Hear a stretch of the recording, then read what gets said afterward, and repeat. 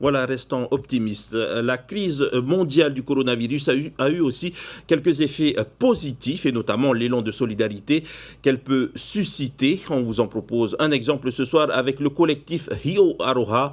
On rejoint Mike Léral à Paea. Bonsoir Mike, que proposent ces bénévoles?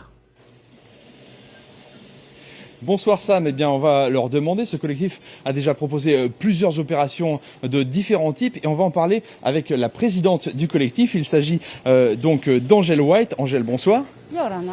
Alors est-ce que vous pouvez m'expliquer déjà cette première opération sur les masques? Pour qui est-ce que vous les faites? Alors ici vous avez des mamans, ils sont là pour confectionner ces masques. Ces masques, d'abord et avant tout, c'était pour nous, les collectifs. Après, ça s'est étendu dans les familles, on donnait pour les familles, la population de Paea.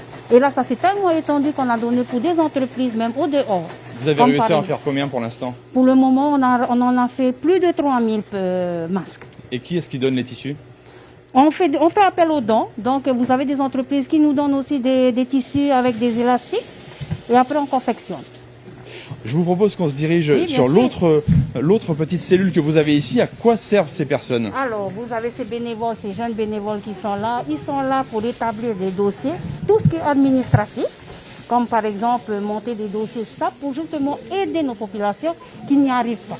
Ça concerne surtout la commune de Paea pour eux, hein, c'est ça? Oui, c'est plutôt la commune de Paea. Alors pour les masques, vous avez aussi des personnes qui travaillent pour l'extérieur. Voilà.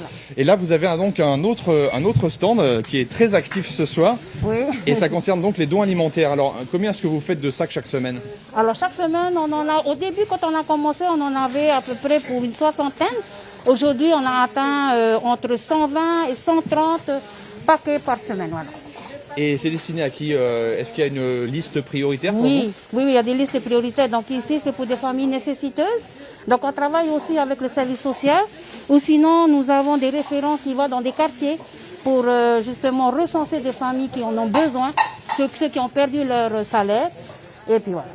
Comment est-ce que vous recueillez tous ces aliments? Alors, on fait appel aux dons. Donc, nous avons énormément de personnes qui nous aident, des personnes de Paea, des entreprises de dehors qui nous aident énormément. Voilà. Merci beaucoup, Angèle White. Oui, allez-y. Je voudrais profiter justement pour ce moment, appel aux dons. Donc, je demande à tout le monde, ou même à des entreprises, de nous aider. Parce que ici, c'est bénévole.